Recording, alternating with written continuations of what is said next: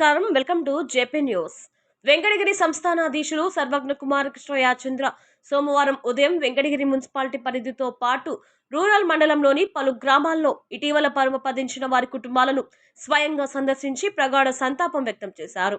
మృతుల చిత్రపటాలకు పుష్పాంజలి ఘటించి నివాళులర్పించిన ఆయన బాధిత కుటుంబ సభ్యులను ఓదార్చి వారికి ధైర్యం చెప్పారు. ఈ పరామర్శ కార్యక్రమంలో భాగంగా మొదటగా వెంకటగిరి మున్సిపాలిటీ పరిధిలోని 13వ వార్డు ఆనందపురంలో నివాసం ఉంటున్న కొడవల ఈశ్వరయ్య ఇటీవల మృతి చెందడంతో వారి స్వగృహానికి వెళ్లి కుటుంబ సభ్యులను పరామర్శించారు. ఈశ్వరయ్య చిత్రపటానికి పుష్పాంజలి ఘటించి నివాళులర్పించిన అనంతరం కుటుంబ సభ్యులతో మాట్లాడి వారి యోగక్షేమాలు అడిగి తెలుసుకొని తన ప్రగాఢ సానుభూతిని తెలిపారు. అనంతరం వెంకటగిరి రూరల్ మండలంలోని పారవోలు గ్రామంకు చేరుకుని ఇటీవల మరణించిన తోట కృష్ణయ్య కుటుంబ సభ్యులను పరామర్శించారు. కృష్ణయ్య కుమారుడు తోట బుచ్చిబాబుతో పాటు కుటుంబ సభ్యులను ఓదార్చి ఈ కష్టకాలంలో ధైర్యంగా ఉండాలని సూచించారు. అదే గ్రామంలో నివాసం ఉంటున్న వైఎస్ఆర్సీపీ నాయకుడు తన అభిమాని అయిన పెట్లూరు కోటేశ్వర్ రెడ్డి సతీమణి రామలక్ష్మమ్మ ఇటీవల మరణించడంతో వారి నివాసానికి వెళ్లి కుటుంబ సభ్యులను పరామర్శించారు. రామలక్ష్మమ్మ చిత్రపటానికి పూలమాల వేసి నివాళులర్పించిన ఆయన కుటుంబానికి తన ప్రగాఢ సానుభూతిని తెలియజేశారు. తదనంతరం వెంకటగిరి పట్టణంలో 99 టీవీ పాత్రికేయుడు సురా రామలింగయ్య తండ్రి మునీంద్రయ్య ఇటీవల పరమపదించడంతో వారి నివాసానికి వెళ్లి కుటుంబ సభ్యులను పరామర్శించారు. మునీంద్రయ్య చిత్రపటానికి పుష్పాంజలి ఘటించి నివాళులర్పించిన అనంతరం రామలింగయ్యతో పాటు కుటుంబ సభ్యులను ఓదార్చి ఈ విషాదాన్ని తట్టుకునే మనోధైర్యాన్ని భగవంతుడు ప్రసాదించాలని ఆకాంక్షించారు. ఈ సందర్భంగా సర్వజ్ఞ కుమారకృష్ణ యాచేంద్ర మాట్లాడుతూ మనకు ఆప్తులను కోల్పోవడం తీర్చలేని లోటు అని, పరమపదించిన వారి ఆత్మకు శాంతి చేకూరాలని, వారి కుటుంబ సభ్యులకు భగవంతుడు మనోధైర్యం ఆత్మస్థైర్యం ప్రసాదించాలని ప్రార్థిస్తున్నానని అన్నారు. పలువురు స్థానిక ప్రముఖులు అభిమానులు గ్రామ పెద్దలు ఈ పరామర్శ కార్యక్రమంలో పాల్గొన్నారు. యాచేంద్ర కుటుంబాల వద్దకు స్వయంగా వెళ్లి సానుభూతి తెలియజేయడాన్ని స్థానికులు అభినందించారు.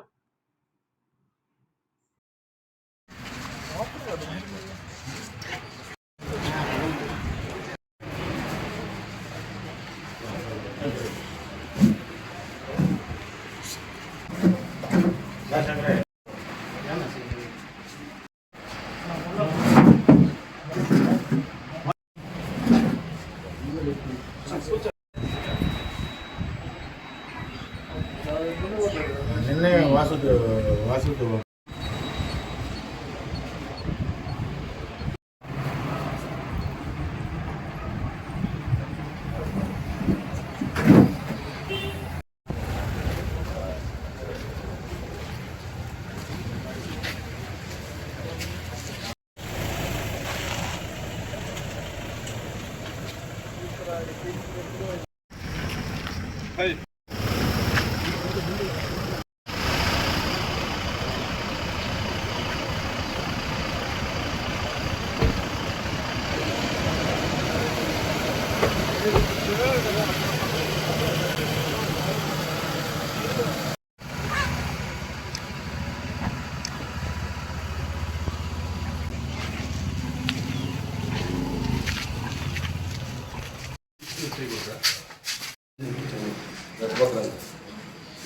విజయ పట్టుకోపు వెనక్కి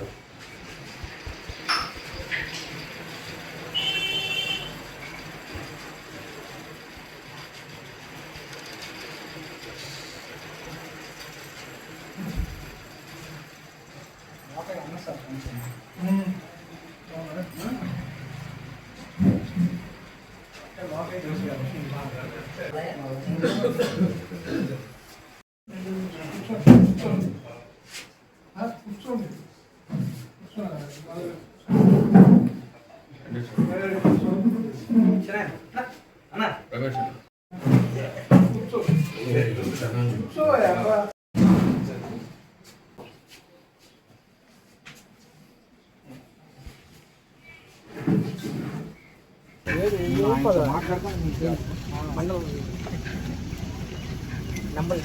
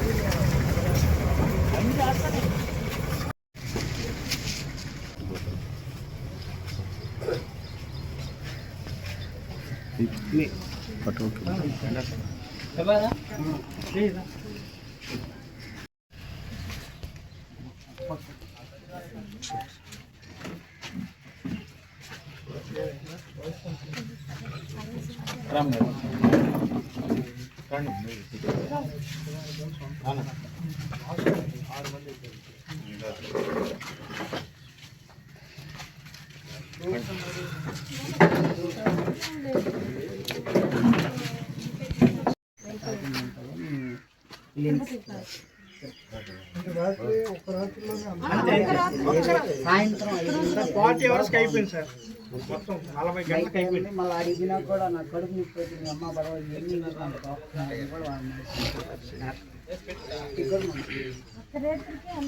మనం ఒక రోజు 2 రోజులు 20 గంటలు అబ్జర్వేషన్ ఉండింది, 20 గంటల తర్వాత మళ్ళీ ఇప్పుడు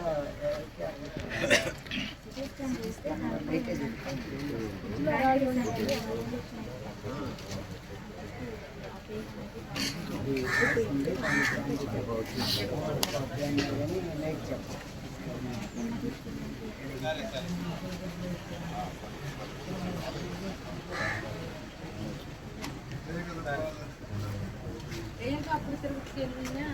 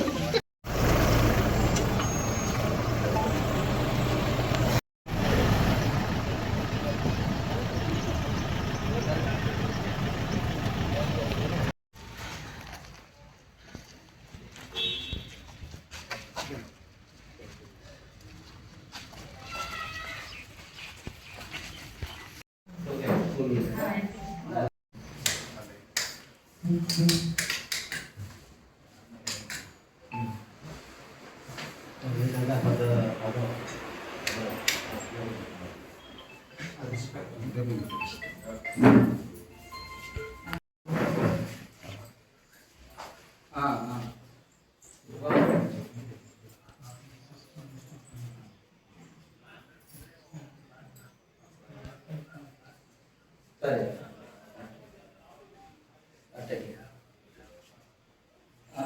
అంటే 17 మాట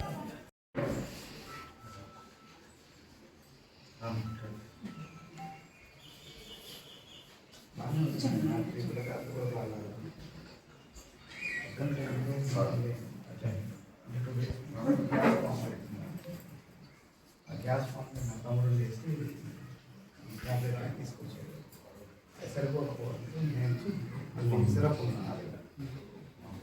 సిరప్ మన పొలంలో ఆటలు సరే నా దగ్గర యాస్పిరిన్ స్టోక్ వచ్చింది, నా దగ్గర ఉన్నది ఆ యాస్పిరిన్ వేసాను, ఆ నీళ్ళు పోస్తాను చేసి ఇక్కడ తిరిగాను నేను మొత్తం తిరిగాక అది సిరప్ తాగా ఆ తర్వాత ట్యాబ్లెట్ వేసింది అయినా కూడా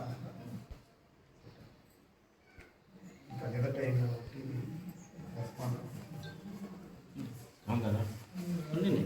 కూర్చోండి కూర్చోపడలేదు వాళ్ళ ముందు కూర్చో నిలబడకుండా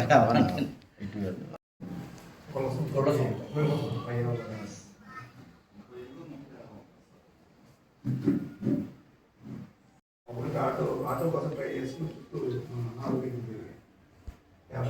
ఆటో ఫోన్ చేస్తాను అందుబాటులో అది ఒక్కటే అవకాశం దొరుకుతుంది. పొద్దున్న తెల్లవారుజామున ఉంటే ఖచ్చితంగా కాపాడుతుంది అవకాశం పడుతుంది, అదొక్కటే నాకు బాధేసింది. 108 ఫోన్ చేస్తే బిజీ ఎన్నిసార్లు చేశారు మొత్తం ఆ వేములో డాక్టర్ నేను రెస్పాండ్ అవుతుంది కానీ ఇంకెవరు రెస్పాండ్ అవ్వలేదు. అంటే అది నిజం టైమే, వాళ్ళ మీద కంప్లైంట్ చేసేది కాదు. కాకపోతే ఆ వేములో డాక్టర్ ఒక్కటే రెస్పాండ్ అయ్యింది.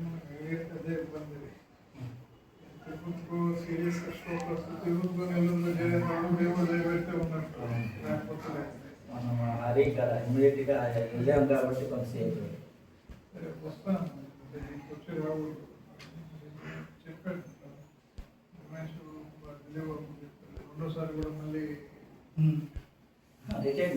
ఫస్ట్ ఫస్ట్ కనుక్కునేసి ఆర్గనైజ్ చేస్తున్నారు అంబులెన్స్ ప్రైవేట్ వస్తుంది.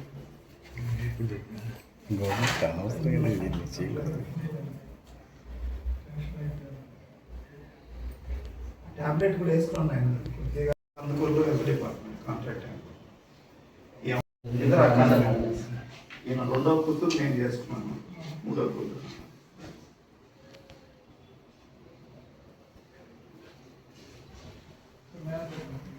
లేదు.